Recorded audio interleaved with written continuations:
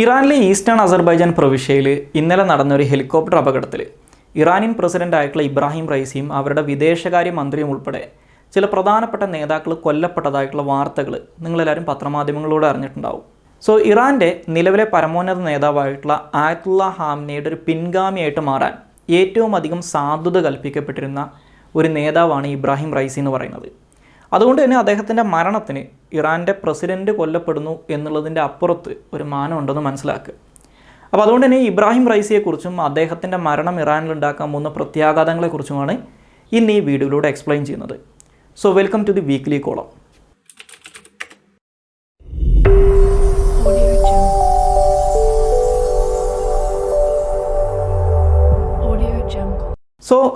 ഇറാൻ്റെ പ്രസിഡൻ്റ് ആയിട്ടുള്ള ഇബ്രാഹിം റൈസിയുടെ മരണം ഇറാനിൽ എന്ത് തരം പ്രത്യാഘാതമാണ് ഉണ്ടാക്കാൻ പോകുന്നതെന്ന് ചോദിച്ചു കഴിഞ്ഞാൽ, ശരിക്കും പറഞ്ഞു കഴിഞ്ഞാൽ ഒരു ഷോർട്ട് ടേം പോയിൻ്റ് ഓഫ് വ്യൂവിൽ അത് കാര്യമായിട്ടുള്ള പ്രശ്നങ്ങളൊന്നും ഇറാനിൽ സൃഷ്ടിക്കില്ല. കാരണം ഇറാൻ്റെ ഭരണഘടന അനുസരിച്ച് ഇറാനിലെ പ്രസിഡൻറ്റ് രാജിവെക്കുകയോ അല്ലെങ്കിൽ പുറത്താക്കപ്പെടുകയോ കൊല്ലപ്പെടുകയോ ചെയ്തു കഴിഞ്ഞാൽ ഇറാനിലെ വൈസ് പ്രസിഡൻ്റ് ആരാണോ അദ്ദേഹം പ്രസിഡൻ്റായിട്ട് മാറും. ഒരു 50 ദിവസത്തിനകത്ത് പുതിയ പ്രസിഡൻഷ്യൽ ഇലക്ഷൻ അവിടെ നടക്കും. ആ ഇലക്ഷനിലൂടെ പുതിയൊരു പ്രസിഡൻറ്റിനെ ഇലക്ട് ചെയ്യും. അതുകൊണ്ടാണ് ഇപ്പോൾ ഇബ്രാഹിം റൈസി കൊല്ലപ്പെട്ട സാഹചര്യത്തിൽ അവരുടെ വൈസ് പ്രസിഡൻ്റ് ആയിട്ടിരിക്കുന്ന ആളെ പിടിച്ച് ഇറാനിലെ സുപ്രീം ലീഡർ ഇറാൻ്റെ പ്രസിഡൻ്റായിട്ട് അപ്പോയിൻറ്റ് ചെയ്തിരിക്കുന്നത്. ഒരു 50 ദിവസത്തിനകത്ത് ഇദ്ദേഹം പ്രസിഡൻ്റ് ആയിട്ടിരുന്നുകൊണ്ട് ഇറാനിലെ പ്രസിഡൻഷ്യൽ ഇലക്ഷൻ നടക്കും. ആ പ്രസിഡൻഷ്യൽ ഇലക്ഷനിൽ പുതിയൊരു പ്രസിഡൻറ്റിനെ ഇലക്ട് ചെയ്യുന്നു. അദ്ദേഹം പിന്നെ അടുത്ത 4 വർഷം ഇറാനിലെ പ്രസിഡൻ്റായിട്ട് ഭരിക്കും. ഇതാണ് ഭരണഘടനാപരമായിട്ട് അല്ലെങ്കിൽ ടെക്നിക്കലി സ്പീക്കിംഗ് ഇറാനിൽ സംഭവിക്കാൻ പോകുന്നത്. പക്ഷേ ഈ ഇബ്രാഹിം റൈസിയുടെ മരണം ഇറാനിൽ ഉണ്ടാക്കാൻ പോകുന്ന ദൂരവ്യാപകമായിട്ടൊരു പ്രത്യാഘാതമുണ്ട്. അതിനെക്കുറിച്ചാണ് നമ്മൾ ഈ വീഡിയോയിൽ പ്രധാനമായിട്ടും കോൺസെൻട്രേറ്റ് ചെയ്യാൻ പോകുന്നത്.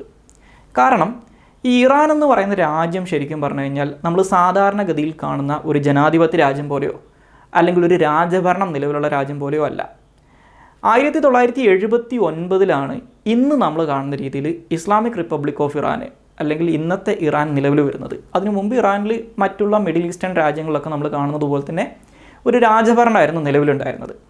1979 ഇറാനിൽ നടന്നിട്ടുണ്ടായിരുന്ന ഒരു ഇസ്ലാമിക് റവല്യൂഷൻ ഉണ്ട്, അല്ലെങ്കിൽ ഇസ്ലാമിക് വിപ്ലവമുണ്ട്. ആ വിപ്ലവത്തിലൂടെയാണ് ഈ രാജഭരണം അവസാനിപ്പിച്ചുകൊണ്ട് നിലവിലുള്ള ഭരണ സമ്പ്രദായം ഇറാനിൽ നിലവിൽ വരുന്നത്. ഈ നിലവിലുള്ള ഭരണ സമ്പ്രദായം അനുസരിച്ച് ഇറാനിൽ ഒരു പ്രസിഡൻ്റൊക്കെ ഉണ്ടെങ്കിലും ഇറാനിൽ ഏറ്റവും അധികം അധികാരം കൈയാളുന്ന അല്ലെങ്കിൽ ഏറ്റവും അധികം പവർഫുള്ളായിട്ടുള്ള പൊസിഷൻ എന്ന് പറയുന്നത് ഇറാനിയൻ പ്രസിഡൻറ്റിൻ്റേതല്ല. പകരം ഇറാനിയൻ ഭരണഘടന അനുസരിച്ച് ഇറാൻ ഒരു സുപ്രീം ലീഡറുണ്ട്, അല്ലെങ്കിൽ ഒരു പരമോന്നത നേതാവുണ്ട്. ഈ സുപ്രീം ലീഡർ എന്ന് പറയുന്നത് ഒരു റിലീജിയസ് എക്സ്പേർട്ട് ആയിരിക്കണം എന്നാണ് പറയുന്നത്. ഒരു റിലീജിയസ് ക്ലറിക് ആയിരിക്കണം. അതായത് മതപരമായിട്ടുള്ള കാര്യങ്ങളിൽ വലിയ രീതിയിൽ അറിവുള്ള, ആ രീതിയിൽ വലിയ രീതിയിൽ ജനസമ്മതിയുള്ള ഒരാളായിരിക്കണം. ഈ സുപ്രീം ലീഡർ അല്ലെങ്കിൽ ഈ പരമോന്നത നേതാവ് ഇപ്പോൾ നമ്മൾ രാജഭരണം നിലവിലുള്ള രാജ്യങ്ങളിലൊക്കെ കാണുന്നത് പോലെ ഈ അച്ഛൻ മരിച്ചു മകൻ രാജാവാകുന്നു അത്തരത്തിൽ അല്ല ഈ സുപ്രീം ലീഡർ ആയിട്ടുള്ള ആൾ അവിടെ ഈ സുപ്രീം ലീഡർ ആയിട്ട് ഒരാൾ മാറുന്നത്, അല്ലെങ്കിൽ പരമോന്നത നേതാവായിട്ട് ഒരാൾ മാറുന്നത്. പകരം ഇറാനിലെ ജനങ്ങൾ തിരഞ്ഞെടുക്കുന്ന ഒരു 88 അംഗങ്ങളുള്ള ഒരു അസംബ്ലി ഓഫ് എക്സ്പേർട്സ് ഉണ്ട് ഇറാനിൽ. ഈ അസംബ്ലി ഓഫ് എക്സ്പേർട്സ് ആണ് ഒരു ഇലക്ഷനിലൂടെ ഈ 88 ആളുകൾ ചേർന്ന് ഒരു തിരഞ്ഞെടുപ്പ് നടക്കും. ആ തിരഞ്ഞെടുപ്പിലൂടെ ഈ സുപ്രീം ലീഡറെ തിരഞ്ഞെടുക്കുകയാണ് ചെയ്യുന്നത്. അപ്പോൾ ഈ സുപ്രീം ലീഡർക്ക് ഒരു ഫിക്സഡ് പീരീഡ് ഇല്ല. പകരം ഈ സുപ്രീം ലീഡറായിട്ട് ആരെയാണോ തിരഞ്ഞെടുക്കുന്നത് അദ്ദേഹത്തിനെ പുറത്താക്കുകയോ അല്ലെങ്കിൽ അദ്ദേഹം മരണപ്പെടുകയൊക്കെ ചെയ്യുന്നത് വരെ അദ്ദേഹം ആ സ്ഥാനത്തിരിക്കും. അപ്പോൾ ഈ 79 തൊട്ട് ഇറാൻ്റെ ഒരു ചരിത്രം നോക്കിക്കഴിഞ്ഞാൽ 1979 തൊട്ട് 88 വരെയുള്ള കാലഘട്ടത്തിൽ ഇറാനിലെ ഈ പരമോന്നത നേതാവ് സ്ഥാനത്തിരുന്നിരുന്നത് ഈ 79 ഇസ്ലാമിക് വിപ്ലവത്തിന് നേതൃത്വം നൽകിയിരുന്ന ആയത്തുള്ള ഖുമൈനി എന്ന് പറയുന്ന നേതാവാണ്. പിന്നീട് 89 അദ്ദേഹം മരണപ്പെട്ടതിന് ശേഷമാണ് ഇന്ന് കാണുന്ന ആയത്തുള്ള ഖാംനൈ എന്ന് പറയുന്ന ആൾ ഇറാനിലെ പരമോന്നത നേതാവാകുന്നത്. ഈ പറയുന്ന ഇറാൻ എന്ന് പറയുന്ന രാജ്യം ഇസ്ലാമിക് റിപ്പബ്ലിക് ഓഫ് ഇറാനായിട്ട് മാറിയിട്ട് ഇപ്പോൾ 45 വർഷമായിട്ടേ ഉള്ളൂ. ഈ 45 വർഷത്തിൽ 35 വർഷവും ഇറാനിലെ പരമോന്നത നേതാവായിട്ടിരുന്നിട്ടുള്ളത് ഇപ്പോൾ ആ സ്ഥാനത്തിരിക്കുന്ന ആയത്തുള്ള ഖാംനൈയാണ്. അപ്പോൾ അതുകൊണ്ട് തന്നെ അദ്ദേഹത്തിന് ഇപ്പോൾ 85 വയസ്സുണ്ട്. അപ്പോൾ 85 വയസ്സുകാരനായിട്ടുള്ള ഇദ്ദേഹം പ്രായാധിക്യം കാരണമുള്ള എല്ലാ ശാരീരിക പ്രശ്നങ്ങളും നേരിടുന്നൊരു മനുഷ്യനാണ്. അപ്പോൾ ഇദ്ദേഹം മരണപ്പെട്ട് കഴിഞ്ഞാൽ അടുത്ത പരമോന്നത നേതാവ് ആരെയാക്കും എന്നുള്ള കാര്യം വളരെ പ്രധാനപ്പെട്ടൊരു ചോദ്യമാണ്. എസ്പെഷ്യലി ഇപ്പോൾ നിങ്ങൾക്കറിയാം ഇറാനിൽ അവിടുത്തെ ജനങ്ങൾക്കിടയിൽ നിലവിലുള്ള ഭരണ സമ്പ്രദായത്തിനെതിരായിട്ട് വലിയ രീതിയിലൊരു ജനവികാരമുണ്ട്. ഇപ്പോൾ 2022 സെപ്റ്റംബറിലാണ് ഇറാനിലെ കുർദിഷ് വിഭാഗത്തിൽപ്പെടുന്ന മാഷ അമീനി എന്ന് പറയുന്ന ഒരു 22 വയസ്സുകാരിയെ അവിടെയുള്ള ഹിജാബ് നിയമങ്ങൾ കൃത്യമായിട്ട് പാലിച്ചില്ല എന്ന് പറഞ്ഞ് ഇറാനിലെ മതകാര്യ പോലീസ് അറസ്റ്റ് ചെയ്യുകയും അവരുടെ കസ്റ്റഡിയിൽ വെച്ചിട്ട് അവർ മരണപ്പെടുകയൊക്കെ ചെയ്യുന്നത്. അതിൻ്റെ ഭാഗമായിട്ട് ഏകദേശം 6 മാസത്തോളം നീണ്ടു നിന്ന ഒരുപാട് സമരങ്ങളും അല്ലെങ്കിൽ ഒരുപാട് പ്രക്ഷോഭങ്ങളും നമ്മളെല്ലാവരും കണ്ടതാണ്. അതുമാത്രമല്ല 2021 ഈ ഇബ്രാഹിം റൈസി ഇറാൻ്റെ പ്രസിഡൻ്റായിട്ട് മാറുന്നത് 2021 സോ ഈ 2021 ഇബ്രാഹിം റൈസി പ്രസിഡൻ്റായിട്ട് തിരഞ്ഞെടുക്കപ്പെട്ട തിരഞ്ഞെടുപ്പിനകത്ത് ഇറാനിൽ വോട്ടർമാരായിട്ടുള്ള ആളുകളിൽ വെറും 48% ആളുകൾ മാത്രമാണ് വോട്ട് രേഖപ്പെടുത്തിയിട്ടുള്ളത്. സോ ഇറാനൊരു ഈ പറയുന്ന ഇസ്ലാമിക് റിപ്പബ്ലിക് ഓഫ് ഇറാനായിട്ട് മാറിയതിന് ശേഷം ഈ 79 തൊട്ടുള്ള ഈ ഇറാൻ്റെ ചരിത്രം എടുത്ത് നോക്കിക്കഴിഞ്ഞാൽ അതിനകത്ത് ഏറ്റവും കുറവ് ശതമാനം വോട്ടിംഗ് രേഖപ്പെടുത്തിയിട്ടുള്ള ഇലക്ഷനാണ് ഈ പറയുന്ന 2021 ഇലക്ഷൻ എന്ന് പറയുന്നത്. അതുപോലെ തന്നെ 2024 ഇറാനിലെ പാർലമെൻറ്റിലേക്ക് നടന്ന തിരഞ്ഞെടുപ്പിൽ വെറും 41% ആൾക്കാരാണ് അവിടെ വോട്ട് ചെയ്തിട്ടുള്ളത്. അതായത് ഇറാനിലുള്ള ജനങ്ങൾക്ക് നിലവിലുള്ള ഈ ഭരണകൂടത്തിനകത്തുള്ള അല്ലെങ്കിൽ ഈ ഭരണ സമ്പ്രദായത്തിനകത്തുള്ള വിശ്വാസം നഷ്ടപ്പെട്ടുകൊണ്ടിരിക്കുകയാണെന്നുള്ളതിൻ്റെ വളരെ വിസിബിളായിട്ടുള്ള അല്ലെങ്കിൽ വളരെ വ്യക്തമായിട്ടുള്ള തെളിവാണിത്. അപ്പം നിലവിലുള്ള ഈ ഒരു ഭരണ സമ്പ്രദായം വലിയ രീതിയിൽ ജനങ്ങളുടെ ഭാഗത്തു നിന്ന് ഒരു ചോദ്യം നേരിട്ടുകൊണ്ടിരിക്കുന്ന സാഹചര്യത്തിൽ ഇത്തരത്തിൽ ഈ പരമോന്നത നേതാവ് മരണപ്പെട്ടു കഴിഞ്ഞാൽ അദ്ദേഹത്തിന് പകരക്കാരനായിട്ട് വരുന്ന ആൾ കൃത്യമായിട്ട് എലിജിബിൾ ആയിട്ട് ഒരാളല്ലെങ്കിൽ അത് വലിയ രീതിയിലുള്ള പ്രശ്നങ്ങൾ ഈ ഇറാനിൽ സൃഷ്ടിക്കും. അത് വലിയ രീതിയിലുള്ള പ്രശ്നങ്ങൾ സൃഷ്ടിക്കുന്നത് മാത്രമല്ല, ഇറാനിലുള്ള നിലവിലുള്ള ഈ ഭരണ സമ്പ്രദായം അവിടെ ഇല്ലാതാകാൻ തന്നെയുള്ള അല്ലെങ്കിൽ അവർക്കെതിരായിട്ട് വലിയ രീതിയിലുള്ള പ്രക്ഷോഭങ്ങളും ഒരു വിപ്ലവം തന്നെ നടക്കാനുള്ള സാധ്യത വളരെ കൂടുതലാണ്. അപ്പോൾ അതുകൊണ്ട് തന്നെ ഇറാൻ എന്ന് പറയുന്ന ഇസ്ലാമിക് റിപ്പബ്ലിക് ഓഫ് ഇറാൻ എന്ന് പറയുന്ന രാജ്യത്തിൻ്റെ നിലനിൽപ്പ് എന്ന് പറയുന്നത് തന്നെ ഒരു പരിധിവരെ അടുത്ത പരമോന്നത നേതാവ് ആരായിരിക്കും എന്നുള്ളതിനെ ഡിപ്പെൻഡ് ചെയ്തിട്ടാണ്. അപ്പോൾ അത്രയും പ്രധാനപ്പെട്ടൊരു പ്രശ്നമായതുകൊണ്ട് തന്നെയാണ് ഈ ഇബ്രാഹിം റൈസി എന്ന് പറയുന്ന വ്യക്തിയെ കഴിഞ്ഞൊരു 10-15 വർഷമായിട്ട് ഈ ഒരു സ്ഥാനത്തേക്ക് എത്തിക്കാൻ വേണ്ടിയിട്ട് ഇവർ ഗ്രൂം ചെയ്ത് കൊണ്ടുവന്നതാണെന്നാണ് ചില എക്സ്പേർട്സ് അഭിപ്രായപ്പെടുന്നത്. ഇപ്പോൾ ഈ ഇബ്രാഹിം റൈസി എന്ന് പറയുന്ന വ്യക്തിയുടെ ഒരു കരിയർ നിങ്ങൾ നോക്കിക്കഴിഞ്ഞാൽ, ഒരു രാഷ്ട്രീയപരമായിട്ടുള്ള അദ്ദേഹത്തിൻ്റെ കരിയർ നമ്മൾ നോക്കിക്കഴിഞ്ഞാൽ, കഴിഞ്ഞ ഒരു 40 വർഷത്തെ കരിയർ നോക്കിക്കഴിഞ്ഞാൽ ഇത് വളരെ വ്യക്തമായിട്ട് നമുക്ക് കാണാൻ സാധിക്കും. ഇപ്പോൾ 1960 ഇറാനിലെ ഏറ്റവും വലിയ രണ്ടാമത്തെ നഗരമായിട്ടുള്ള മഷാദ് എന്ന് പറയുന്ന നഗരത്തിലാണ് ഈ ഇബ്രാഹിം റൈസി ജനിക്കുന്നത്. അതായത് ഇറാനിൽ രാജഭരണം നിലവിലുള്ള സമയത്ത് ഈ മഷാദ് എന്ന് പറയുന്ന നഗരത്തിലുണ്ടായിരുന്ന ഒരു മതപണ്ഡിതന്മാരുടെ കുടുംബത്തിലാണ് ഇദ്ദേഹം ജനിക്കുന്നത്. സോ അദ്ദേഹത്തിന് വെറും 19 വയസ്സുള്ള സമയത്താണ് 1979 ഇറാനിലെ വിപ്ലവം നടക്കുന്നത്. അപ്പോൾ ഈ 1979 ഇറാനിയൻ വിപ്ലവത്തിൽ ഒരുപാട് ചെറുപ്പക്കാരായിട്ടുള്ള ആൾക്കാർ പങ്കെടുത്തിട്ടുണ്ട്. അതിനകത്ത് അത്തരത്തിൽ വളരെ ആക്റ്റീവായിട്ട് പങ്കെടുത്തിട്ടുള്ള ഒരു ചെറുപ്പക്കാരനായിരുന്നു ഈ ഇബ്രാഹിം റൈസി എന്ന് പറയുന്നത്. അതുമാത്രമല്ല 1979 ഈ വിപ്ലവത്തിന് ശേഷം ഇസ്ലാമിക് റിപ്പബ്ലിക് ഓഫ് ഇറാൻ നേരിട്ടിട്ടുള്ള ഏറ്റവും പ്രധാനപ്പെട്ട പ്രശ്നം എന്ന് പറയുന്നത് 1980 തൊട്ട് 88 വരെയുള്ള ഏകദേശം ഒരു 8 വർഷ കാലഘട്ടത്തിൽ ഇറാനും ഇറാഖും തമ്മിൽ നടന്ന യുദ്ധമായിരുന്നു. അതായത് ഇറാൻ്റെ തൊട്ടടുത്ത രാജ്യമായിട്ടുള്ള സദ്ദാം ഹുസൈൻ്റെ ഇറാനെതിരായിട്ടൊരു ആക്രമണം നടത്തുന്നു. ആ ആക്രമണത്തെ തുടർന്ന് ഇവർ തമ്മിലൊരു യുദ്ധം പൊട്ടിപ്പുറപ്പെടുന്നു. ആ യുദ്ധം 8 വർഷത്തോളം നീണ്ടു നിൽക്കുന്നുണ്ട്. ഏകദേശം 10 ലക്ഷത്തോളം ആളുകൾ ഈ യുദ്ധത്തിൽ കൊല്ലപ്പെടുന്നുണ്ട്. അപ്പോൾ ഇറാഖുമായിട്ടുള്ള ഈ യുദ്ധം നടക്കുന്ന സമയത്ത് ഇറാൻ നേരിട്ട മറ്റൊരു പ്രശ്നം എന്ന് പറയുന്നത് സദ്ദാം ഹുസൈൻ്റെ പട്ടാളത്തിൻ്റെ ആക്രമണങ്ങൾ കൂടാതെ ഈ 79 ഇറാനിയൻ വിപ്ലവത്തിൻ്റെ സമയത്ത് ഈ ആയത്തുള്ള ഹുമൈനിയുടെ കൂടെ നിന്നിരുന്ന ഒരു വിഭാഗം ആളുകളുണ്ട്. അതായത് ഈ പറയുന്ന ഇസ്ലാമിസ്റ്റുകളല്ലാത്ത അല്ലെങ്കിൽ ഈ പറയുന്ന മതപരമായിട്ട് വലിയ രീതിയിൽ ആഭിമുഖ്യമില്ലാതിരുന്ന എന്നാൽ കുറച്ചൊരു സോഷ്യലിസ്റ്റ് ഐഡിയോളജിയൊക്കെ വെച്ച് പുലർത്തിയിരുന്ന ഒരു തീവ്ര ഇടതുപക്ഷ വിഭാഗം ഉണ്ടായിരുന്നു. അവരുടെ പേരാണ് MEK അല്ലെങ്കിൽ മുജാഹിദീൻ ഇ ഹൽക്ക് എന്ന് പറയുന്നത്. സോ ഈ MEK എന്ന് പറയുന്ന സംഘടന 1979 വിപ്ലവത്തിന് ശേഷം അധികാരം കിട്ടാതെ വന്നതോടുകൂടി ഈ പറയുന്ന ഇസ്ലാമിക് റിപ്പബ്ലിക് ഓഫ് ഇറാനെതിരായിട്ടും അവരുടെ നേതാക്കൾക്കെതിരായിട്ടും ഒരുപാട് തീവ്രവാദ ആക്രമണങ്ങൾ നടത്തുന്നുണ്ട്. അപ്പോൾ അതിൻ്റെ ഭാഗമായിട്ട് 1981 ജൂണിലും ഓഗസ്റ്റിലുമായിട്ട് നടത്തിയിട്ടുണ്ടായിരുന്ന 2 ബോംബാക്രമണങ്ങളിൽ ഇറാനിലെ പ്രധാനപ്പെട്ട ഈ പരമോന്നത നേതാവ് ഒഴികെ ഇറാനിലെ പ്രധാനപ്പെട്ട ഒട്ടുമിക്ക നേതാക്കളെയും ഇവർ കൊന്നുകളയുന്നുണ്ട്.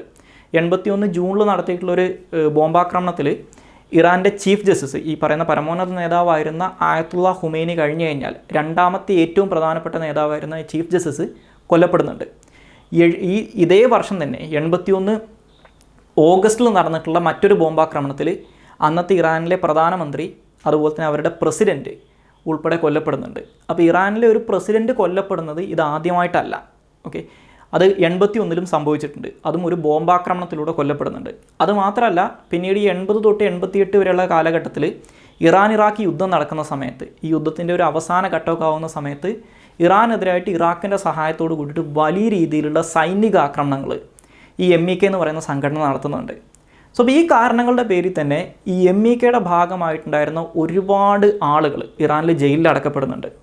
സോ ഈ യുദ്ധം കഴിഞ്ഞതിന് ശേഷം ഇത്തരത്തിൽ ഈ ജയിലിൽ അടക്കപ്പെട്ട MEK എന്ന് പറയുന്ന ഇറാൻ്റെ പോയിന്റ് ഓഫ് വ്യൂ ചിന്തിച്ച് കഴിഞ്ഞാൽ ഒരു തീവ്രവാദ സംഘടനയായിട്ടുള്ള, അതായത് അവരുടെ ചീഫ് ജസ്റ്റിസിനെയും അവരുടെ പ്രൈം മിനിസ്റ്ററെയും പ്രസിഡൻറ്റിനെയൊക്കെ വധിച്ചിട്ടുള്ള ഈ MEK എന്ന് പറയുന്ന സംഘടനയിലെ അറസ്റ്റ് ചെയ്യപ്പെട്ടിട്ടുള്ള ആളുകളെ കൃത്യമായിട്ടുള്ള വിചാരണ കൂടാതെ കൊന്നുകളയാൻ വേണ്ടിയിട്ട് ഈ ഇറാനിയൻ ഗവൺമെൻറ് തീരുമാനിക്കുന്നുണ്ട്. ശരിക്കും ആ തീരുമാനം വരുന്നത് ചില എക്സ്പേർട്സൊക്കെ പറയുന്നത് ഈ സുപ്രീം ലീഡറായിരുന്ന ആയത്തുള്ള ഹുമൈനിയുടെ ഭാഗത്തു നിന്നാണെന്നാണ്. അപ്പോൾ അത്തരത്തിൽ ഇവരെ കൃത്യമായിട്ടുള്ള വിചാരണ കൂടാതെ, എന്നാൽ നാട്ടുകാർ നോക്കിക്കഴിഞ്ഞാൽ വിചാരണ നടത്തിയിട്ടുണ്ടെന്ന് തോന്നുകയും വേണം. അപ്പോൾ അത്തരത്തിൽ ഒരു ഷാം ട്രയൽ നടത്തിയിട്ട്, അല്ലെങ്കിൽ പേരിന് മാത്രം ഒരു വിചാരണ നടത്തി ഇവരെ വധശിക്ഷ നടപ്പിലാക്കുന്നതിന് വേണ്ടിയിട്ട്, അല്ലെങ്കിൽ വധശിക്ഷയ്ക്ക് വിധിക്കുന്നതിന് വേണ്ടിയിട്ട് ടെഹ്റാൻ ട്രയൽസ് എന്നുള്ള പേരിൽ പിന്നീട് അറിയപ്പെട്ടിട്ടുള്ള ഒരു സീരീസ് ഓഫ് ട്രയൽസ്, അല്ലെങ്കിൽ ഒരു വലിയ രീതിയിലുള്ള കൂട്ടവിചാരണകൾ നടത്തുന്നുണ്ട്. അപ്പോൾ ഈ കൂട്ടവിചാരണകൾ നടത്തുന്നതിന് വേണ്ടിയിട്ട് ഈ ആയത്തുള്ള ഹുമൈനി, അതായത് അന്നത്തെ പരമോന്നത നേതാവ്, തിരഞ്ഞെടുത്ത 3 പ്രോസിക്യൂട്ടർമാരിൽ ഒരാളായിരുന്നു ഈ ഇബ്രാഹിം റൈസി എന്ന് പറയുന്നത്. സോ വളരെ ചെറുപ്പക്കാരനായിട്ടുള്ള ഈ ഇബ്രാഹിം റൈസിനെയാണ് ഈ പ്രധാനപ്പെട്ട ദൗത്യം ഏൽപ്പിച്ചിട്ടുള്ള 3 ആൾക്കാരിൽ ഒരാൾ 28 വയസ്സുകാരനായിരുന്ന ഇബ്രാഹിം റൈസിയാണ്. സോ അപ്പോൾ ആ വിചാരണകൾ 1988 നടക്കുകയും അതിൻ്റെ ഭാഗമായിട്ട് ആയിരക്കണക്കിന് ഈ MEKയുടെയും അതുപോലെ തന്നെ ഇറാനിലുണ്ടായിരുന്ന ചില കമ്മ്യൂണിസ്റ്റ് പ്രസ്ഥാനങ്ങളുടെയൊക്കെ ഭാഗമായിട്ട് ഇറാനിലെ ഗവൺമെൻറ്റിനെതിരായിട്ട് പ്രവർത്തിച്ചിരുന്ന ആയിരക്കണക്കിന് ആളുകൾ കൃത്യമായിട്ടുള്ള വിചാരണ കൂടാതെ വധശിക്ഷയ്ക്ക് വിധിക്കപ്പെടുകയും ചെയ്യുന്നുണ്ട്. അപ്പോൾ ഇത് പിന്നീട് ആംനസ്റ്റി ഇൻ്റർനാഷണൽ പോലുള്ള മനുഷ്യാവകാശ സംഘടനകളൊക്കെ ഒരു ക്രൈം അഗെയിൻസ്റ്റ് ഹ്യൂമാനിറ്റി ആയിട്ട്, അതായത് മനുഷ്യർക്കെതിരായിട്ടുള്ള, മനുഷ്യരാശിക്കെതിരായിട്ടുള്ള ഒരു കുറ്റകൃത്യമായിട്ട് പറഞ്ഞിട്ടുള്ളൊരു സംഭവമാണ് ഈ 88 ഈ ട്രയൽസ് എന്ന് പറയുന്നത്. അപ്പോൾ അതിനകത്ത് വളരെ പ്രധാനപ്പെട്ടൊരു പങ്ക് വഹിച്ചുകൊണ്ട് തന്നെ ഈ ഇബ്രാഹിം റൈസിനെ ഇപ്പോഴും ഈ MEK പോലുള്ള സംഘടനകൾ വിശേഷിപ്പിക്കാറുള്ളത് ബുച്ചർ ഓഫ് ടെഹ്റാൻ, അല്ലെങ്കിൽ ടെഹ്റാനിലെ കശാപ്പുകാരൻ എന്നുള്ള പേരിലാണ്. അപ്പോൾ ഞാൻ പറഞ്ഞു വന്നത് ഇത്തരത്തിൽ 80കളുടെ അവസാനം തൊട്ട് തന്നെ ഇറാൻ്റെ പരമോന്നത നേതാവുമായിട്ട് ബന്ധപ്പെട്ട്, അല്ലെങ്കിൽ ഇറാനിലെ ദേശീയ നേതൃത്വവുമായിട്ട് ബന്ധപ്പെട്ട് വളരെ പ്രധാനപ്പെട്ട ബന്ധം വെച്ച് പുലർത്തിയിരുന്ന ഒരാളായിരുന്നു ഇബ്രാഹിം റൈസി. പിന്നീട് 1990കളിൽ ഈ ആയത്തുള്ള ഹുമൈനി 89-ൽ മരിക്കുന്നു. അദ്ദേഹത്തിൻ്റെ സക്സസറായിട്ട് ആയത്തുള്ള ഹാംനെയി വരുന്നു. ഈ ആയത്തുള്ള ഹാംനെയി 90കളിൽ ഈ ഇറാനിലുള്ള പ്രധാനപ്പെട്ട ചില ട്രസ്റ്റുകളുടെ, അതായത് ഈ രാജഭരണം അവസാനിപ്പിച്ച സമയത്ത് രാജാവിൻ്റെ പല സ്വത്തുകളും ഈ ഇറാനിലുള്ള ചില പള്ളികളുടെയൊക്കെ അധീനതയിലുള്ള ട്രസ്റ്റുകളിലേക്ക് മാറ്റുന്നുണ്ട്.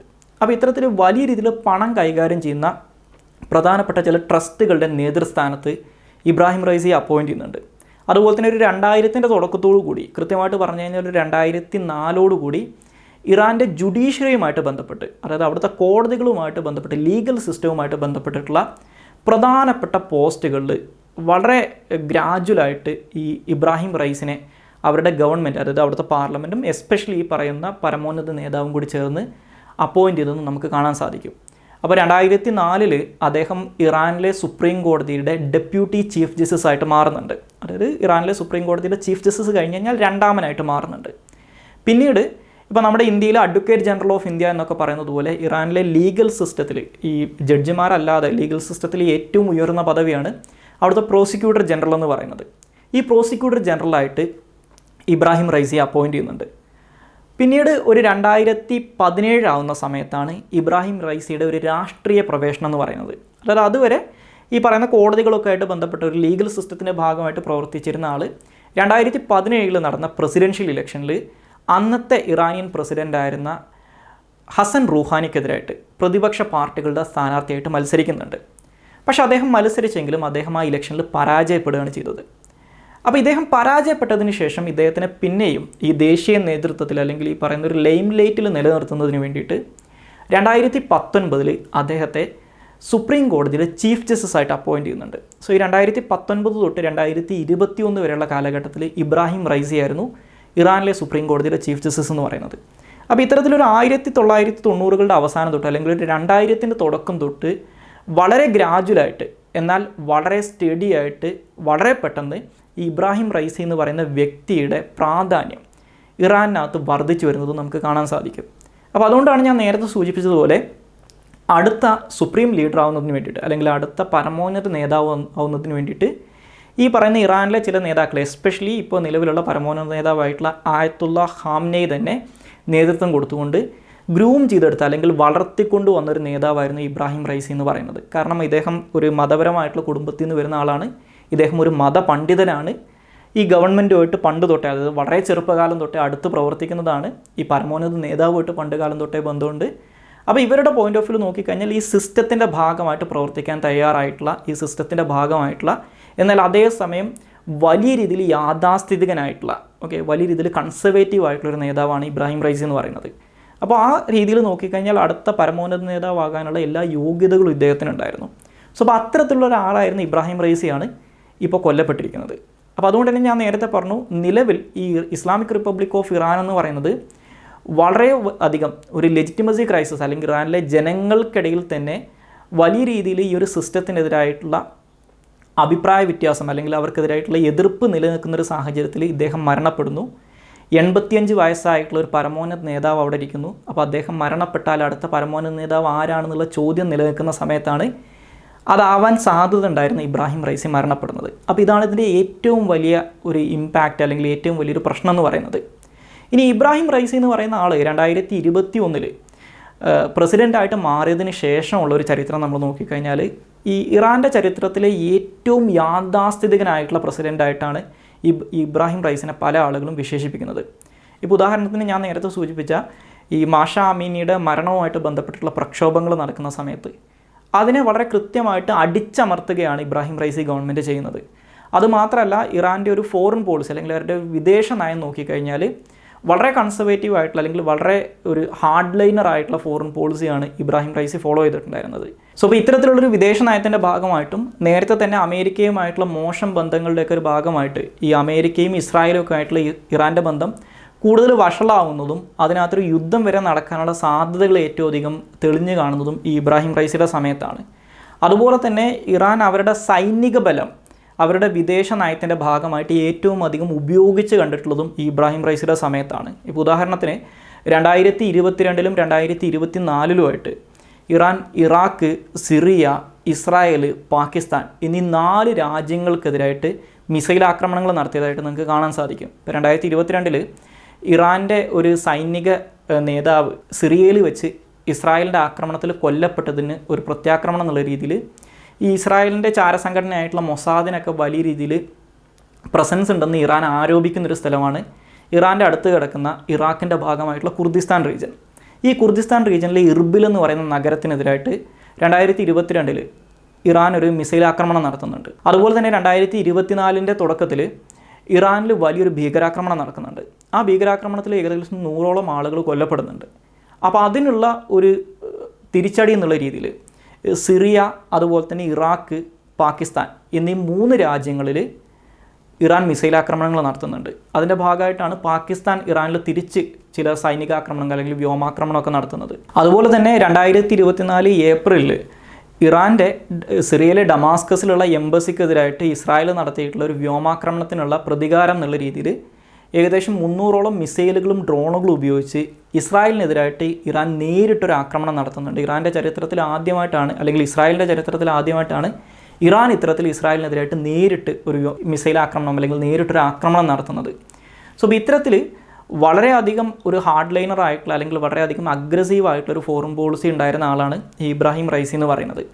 പക്ഷേ ഇബ്രാഹിം റൈസി മരണപ്പെടുന്നതോടുകൂടി ഈ ഇറാൻ്റെ ഫോറിൻ പോളിസിക്കകത്തൊന്നും ഒരു തരത്തിലുള്ള മാറ്റവും വരില്ല എന്ന് മനസ്സിലാക്കുക. കാരണം ഇറാൻ്റെ ഈ വിദേശ നയമൊക്കെ പ്രധാനമായിട്ടും തീരുമാനിക്കുന്നത് അവരുടെ സുപ്രീം ലീഡറായിട്ടുള്ള ആയത്തുള്ള ഖുമൈനിയും അതുപോലെ തന്നെ നമ്മൾ വിപ്ലവ ഗാർഡുകളെന്ന് വിളിക്കുന്ന ഇറാൻ്റെ IRGC അല്ലെങ്കിൽ ഇസ്ലാമിക് റവല്യൂഷണറി ഗാർഡ് കോർ എന്ന് വിളിക്കുന്ന അവരൊരു പ്രത്യേക സേനാ വിഭാഗമുണ്ട്. അവരൊക്കെയാണ് ഈ കാര്യങ്ങൾ പ്രധാനമായിട്ടും തീരുമാനമെടുക്കുന്നത്. അപ്പോൾ ഈ ഇബ്രാഹിം റൈസിയുടെ മരണം ഉണ്ടാക്കുന്ന ഇമ്പാക്റ്റ് എന്ന് പറയുന്നത് നിലവിലെ അവസ്ഥയിൽ ഈ ഇറാനിയൻ പൊളിറ്റിക്സിനകത്താണെങ്കിലും ഇറാൻ്റെ വിദേശ നയങ്ങളിലാണെങ്കിലും ഇപ്പം നിലവിൽ ഈ ഇസ്രായേലും പാലസ്തീനും അല്ലെങ്കിൽ ഹിസ്ബുള്ളയും പലസ്തീനും ഹൂത്തികളൊക്കെ തമ്മിൽ നടന്നുകൊണ്ടിരിക്കുന്ന യുദ്ധത്തിൻ്റെ കേസിലാണെങ്കിലും ഇതുണ്ടാക്കുന്ന മാറ്റം എന്ന് പറയുന്നത് വളരെ ലിമിറ്റഡ് ആയിരിക്കും. ഞാൻ നേരത്തെ സൂചിപ്പിച്ച പോലെ ഇപ്പം നിലവിൽ അവരുടെ വൈസ് പ്രസിഡൻ്റ് അവിടുത്തെ പ്രസിഡൻ്റ് ആയിട്ടിരുന്നിട്ടുണ്ട്.